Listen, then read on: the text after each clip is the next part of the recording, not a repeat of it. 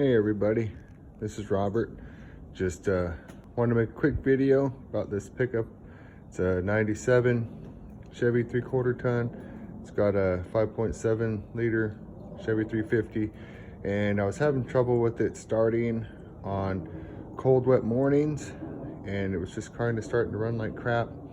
Once it would start, it was fine. You could get it to run all day once it got that initial start going, but couldn't get it started on rainy days, and I ended up running my battery down and everything. So after a lot of videos, I went ahead and I discovered that there's 2 drain holes in the bottom of the distributor that actually need to be drilled out because sometimes they will get clogged.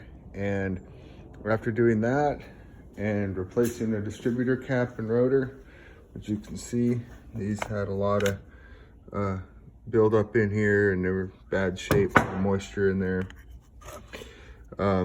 After that, we put new cap and rotor on here.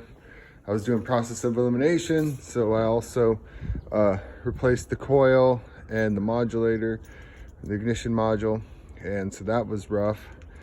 So I went ahead and replaced that, and now it is a cold morning. I think it's about 30 degrees out here, and I'm gonna go ahead and give it a shot. It's been starting fine all week, but I figured what the heck, make a quick video, because like I said, I looked and looked and looked and couldn't get anything online to specifically show me where the problem could be. Everything from fuel filter to this to that.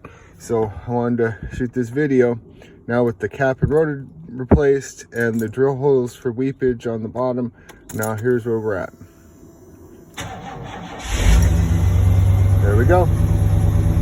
All right, hope that helps somebody. Have a great day.